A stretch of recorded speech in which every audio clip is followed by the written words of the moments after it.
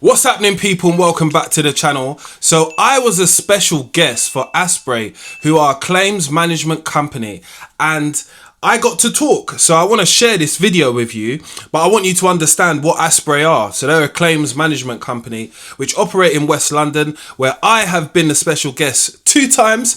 Big thank you out to Audrey and the whole team. They do a wonderful job down there, and they're very inviting when it comes to contractors and explaining their business. I've been working with them for a number of years, so it was really nice for me to just hold the stand and do what I do best, which is talk people, tell people about the business, let them understand what are the benefits or what Asprey do as a business, and we all know what we do as contractors. And hearing that there are some developments which can help our business but can also add on bows and strings is something to listen to. So make sure you listen to the end, and there is going to be a part 2, but I will put that out very soon. Enjoy and stay to the end.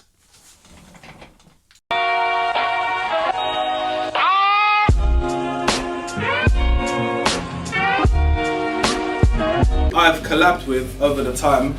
Me and my uncle most recently done an advert for VW, so that's Volkswagen Group. That has nothing to do with plumbing, but we are the only plumbers in that video, which is on normal TV and is on their website as well, which we're wearing our logo top.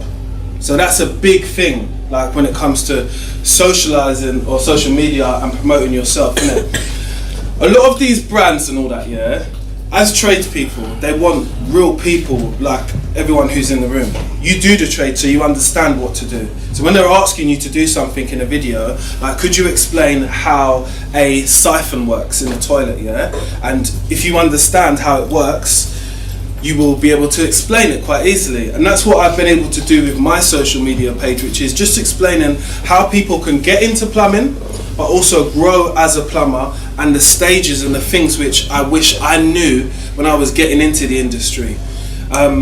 One thing I've learned is that you always keep on learning, and that's something that my uncle has taught me. Like, every day I'm learning something, and I think I'm getting older when I call him and I say, oh, do you know what, I learned something today, you know? And he's laughing on the phone to me, but he's understanding that my brain is now working in the way that it should be working, which is I'm actively excited about work, but I obviously want to know the answer to things as well, because you know the answer to a job before you get there, yeah? When I turn up to jobs, most jobs, I can look at it and be like, someone can send me a WhatsApp video and I'll be like, I know what it is straight away. That's how good you want to get and fluently at doing these jobs. But it's like, now today as we move into 2025, that's what people are asking you to do. Someone's asking you to look at this job and be like, mate, could you fix this? And it's like a yes or no. If you don't know what it is and you've got to come out to look at it, doesn't mean that you're not good. It just means that you're not maybe at the stage where you can diagnose something from a video. But we're moving there and nearer to that time anyway. I hope everybody understands that for themselves. The growth when it comes to social media and me having a page, yeah, I have a business Google page just like everybody else does in this room, yeah. But me putting out social media posts allow people to see me and saying, do you know what, Jason's actually just a normal person. I do normal things like everybody else. I go to the gym, I work out, I have a girlfriend, and you know, like, I just want to do business. But me being able to show people and be my USP and speak about what I do every day in, day out, it allows people to align plumbing with me. Do you get what I mean? Just as an understanding. And I would never take away that this learning thing. I've learned social media. No one's put me in that position to know what to do on social media. Again, I first started out by saying to myself, you know what? Who am I competing with as a plumber in London? I'm competing with big companies like Pimlico Plumbers. Guess what? You will never be able to outpay them. They've got way more money than a lot of people and a lot of things, yeah? But if you make engaging content which relates to people, that's something they don't do. It's a great area which you can now get in there and say, someone say to himself, you know what? I want to get that plumber I saw in that video to do that job, because this is a similar job that we've got to do, and I think that he could do it. So your online CV is the social media thing. Do you get what I mean? Most people are not really going to people's websites. I've been working in Chelsea and Kings Road, and I work with other plumbing contractors, and guess what? They don't have no website at all. No one has got a website. It's by word of mouth. And word of mouth is by who they know, their last couple of jobs, and how well they went. And generally, when it's quite well and it comes from recommendation, these other people can say, look, I've got Greg's number. Greg is a plumber I've used before. You can give him a shout. 9 times out of 10, they're going to give you a shout.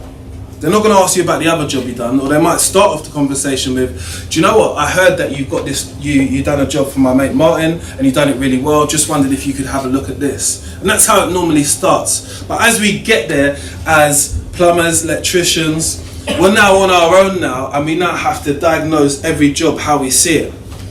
So now we're going to show you a job which we had, and I'm going to explain where it is because it puts a little bit of context into the story which I'm going to tell you about the job.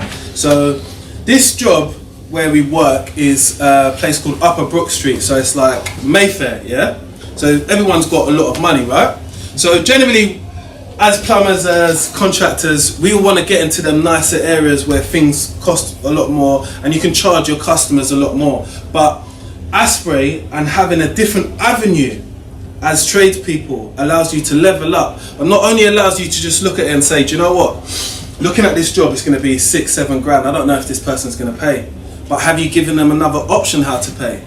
Yes, there are things like Kalana, people can split payments, you can do all that, but this is a direct, another way for you and your customer to say, do you know what, I want to get this fully repaired, get the best people on the job, and I can go through an insurance claim to do it. It kind of just makes sense. But you not being able to offer it to your customer doesn't allow it to be an option. Does everybody get that kind of? Because before I didn't know about this, I wasn't able to offer it. I was only able to offer, oh, we can fix it now and it costs this and that costs that. That's where it stopped. And that's where it stops with most people, because most of us don't really understand anything to do with claims or insurance and stuff like that, because when we think about claims or insurance, you probably think about your car. And you think about how many times you've been paid out by your car insurance and stuff like that. It's difficult.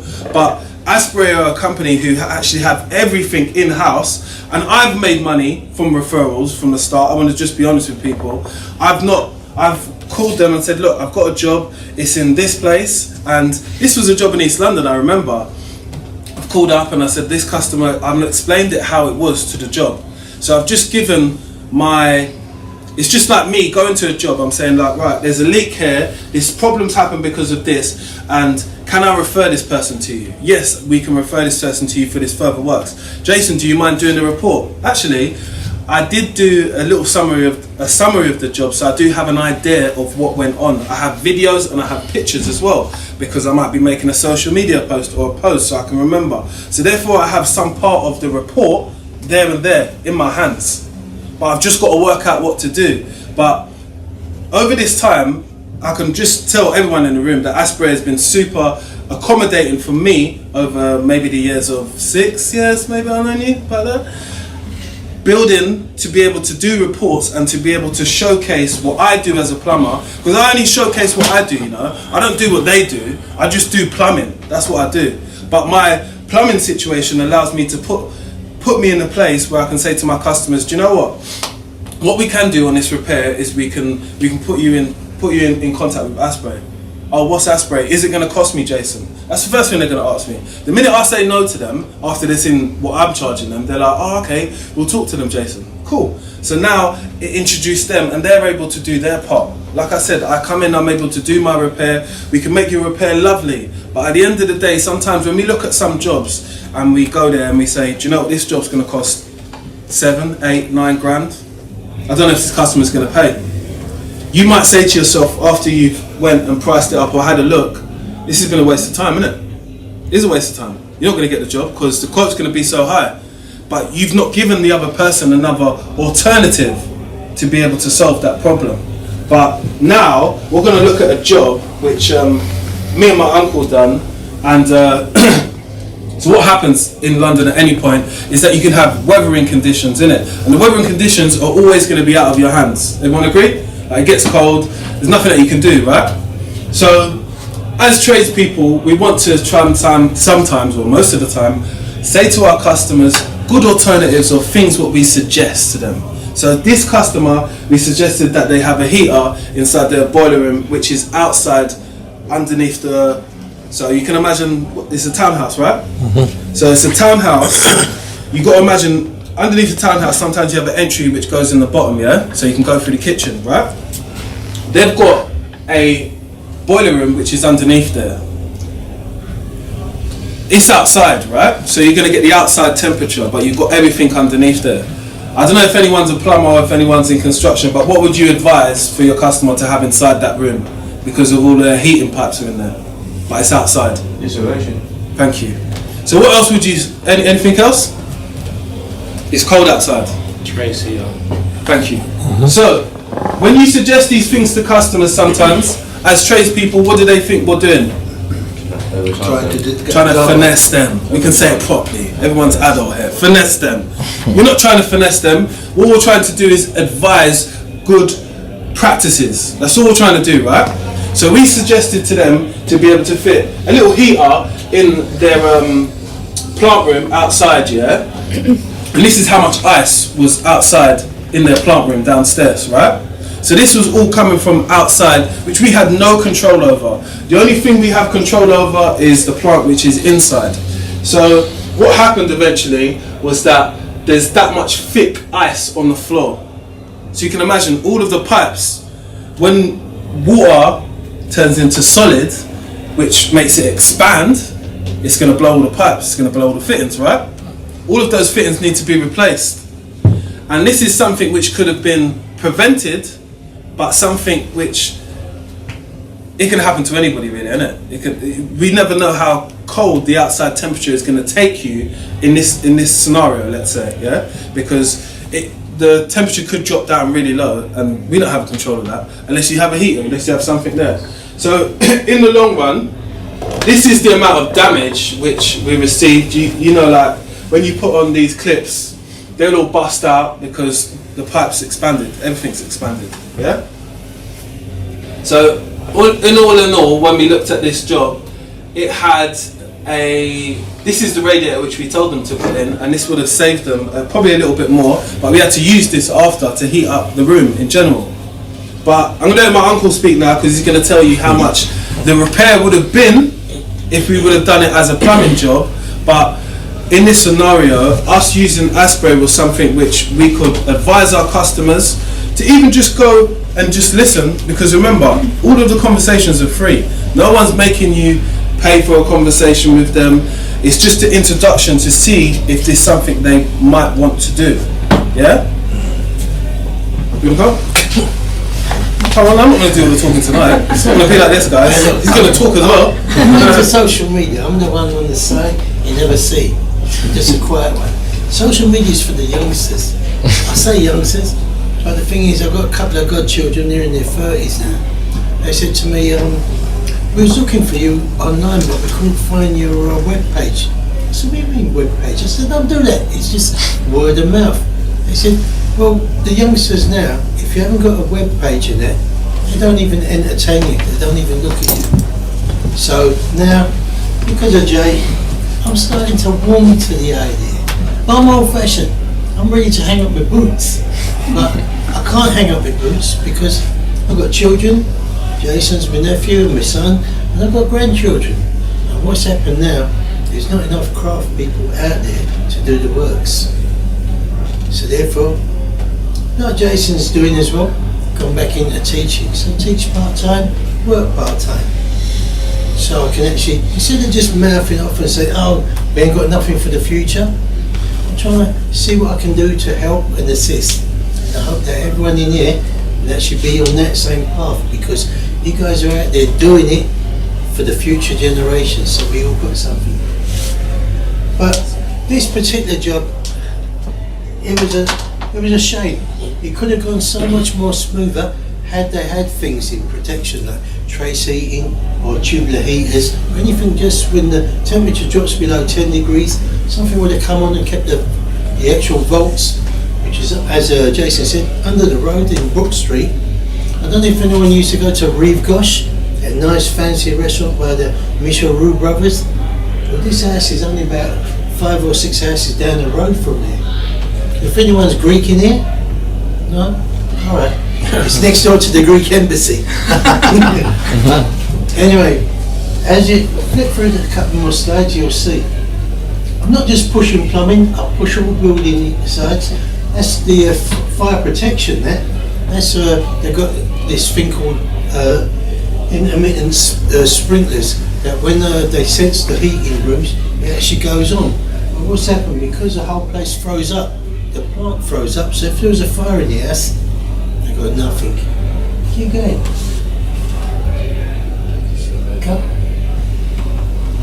Yeah, what's happened in the end, we had to put some oil-filled heaters in, because on the next couple of slides that comes up, you're going to see the amount of ice that was in the pipes. That's the water softener. It just sort of blew that to shreds. Keep going. Yeah, keep going. This is the from the hot water. That's the expansion vessel above the hot water. The amount of the coldness in that vault was so much it blew the pipes out.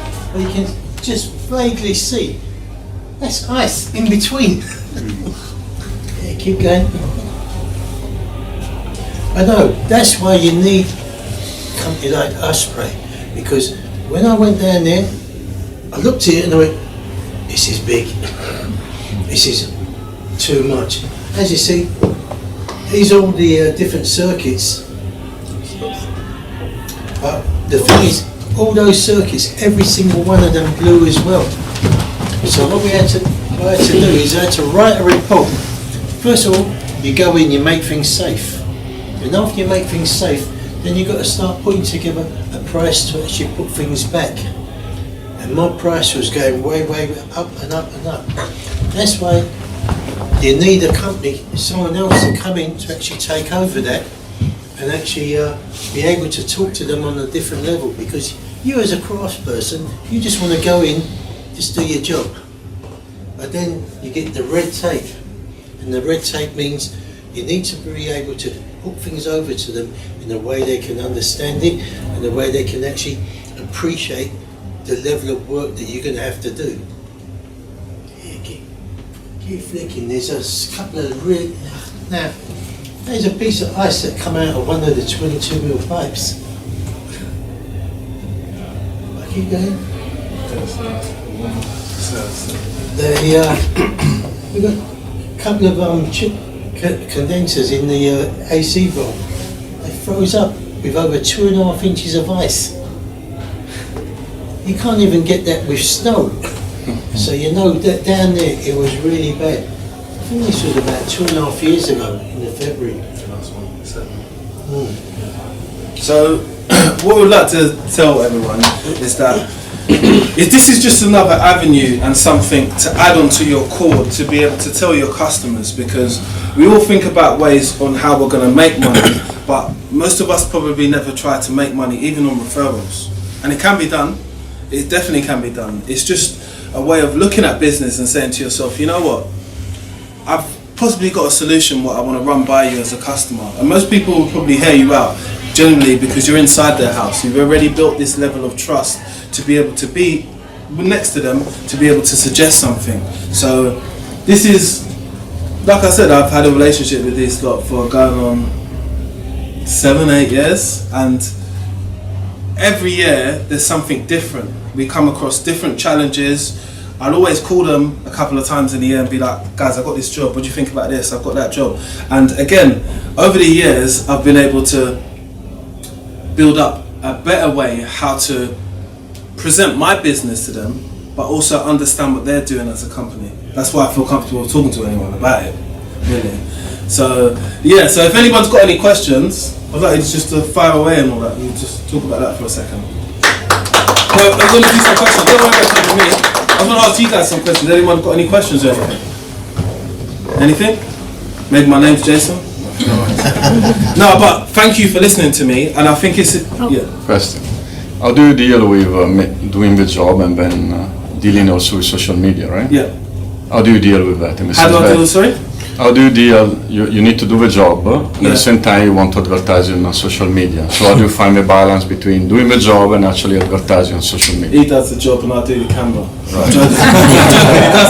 I do set up the camera a lot. What I find, and this is what's played a key role within the dynamic between doing social media and actually doing the job. Yeah, social media, you're always going to have people who are going to critique your work. Yeah. So when I put out content, people critique it. They say, "Oh, Jason, this is not right. That's not right. This is not right." That makes me think and makes me go back to maybe my textbook or something, and maybe where I've seen something, I'll say, "Oh, but that is right though. That person's just saying that just to try and get me on something." But it might not be. But the whole point of the matter is that when I'm doing social media, I look at it as that this is a real time learning right now.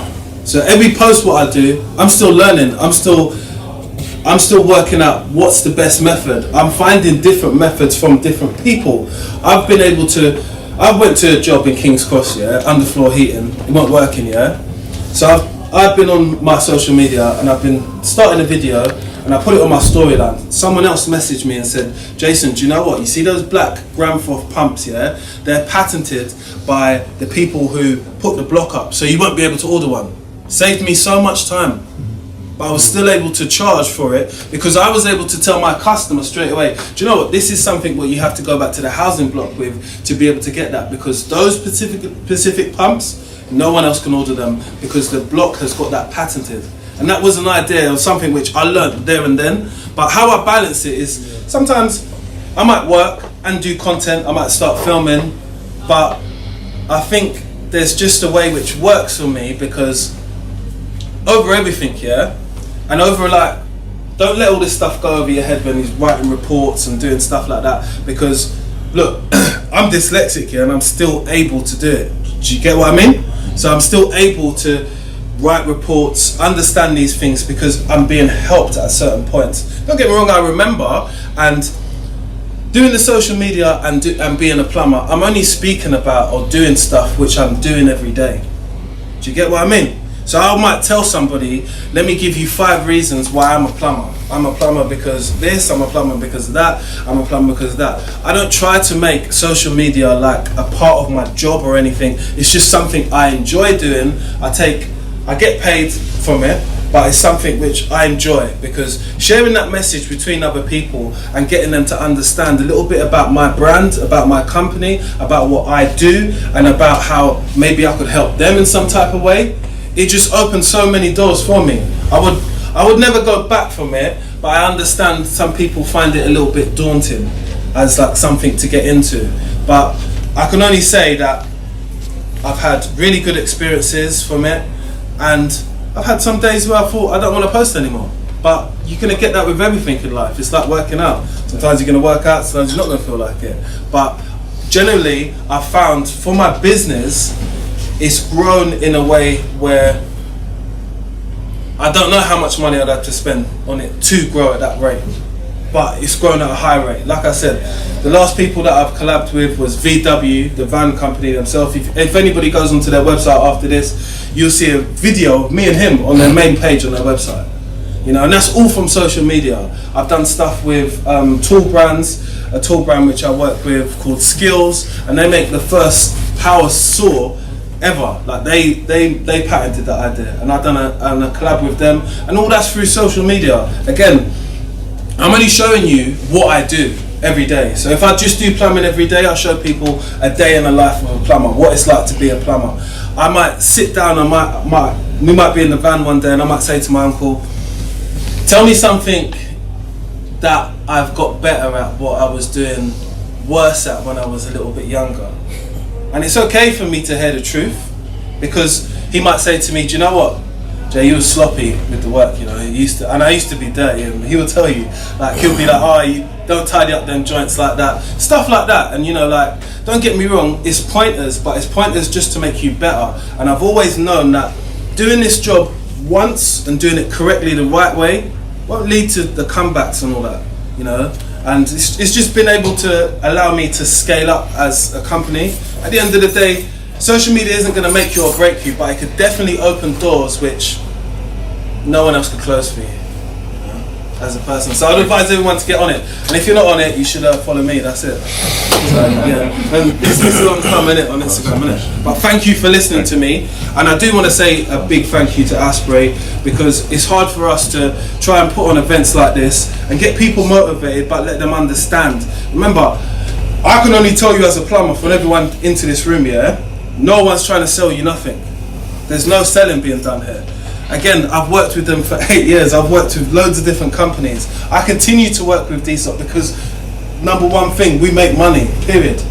So if you're in that industry, and again, look, I've come to a few of these events before and I've spoke to different tradespeople in the room. I've took their number, because having a network, yeah, even though it's not online and it's on your phone and people who've met face to face, it's a different type of understanding. Now you know that, oh, Jason's a plumber, or he's a plumber, or this person does that and that person does that. The bigger your books can get, is just the better for you. Do you know what I mean? Because the more people you know, your network is not as big as your net worth, but it can be, if you get what I mean. Have a big network. Introduce yourself to people. Like, we can only introduce ourselves to so many people in the daytime, in that time. But when you put something out on social media, sometimes people see it. Sometimes it opens a door. It makes someone say to themselves, oh, do you know what? I need a plumber. I need that person. Someone's not going to need you every day. But to stay on to sometimes people's minds, you need to be current. Being current is being online. Everyone will go to the train station in the morning tomorrow and everyone will be on their phones. No one will be having conversations.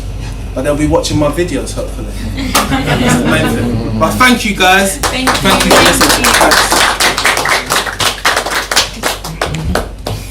So guys, thank you for, I hope now you're convinced and you're gonna sign up as introducers. We have forms here, which is, as I said, it's like very simple forms.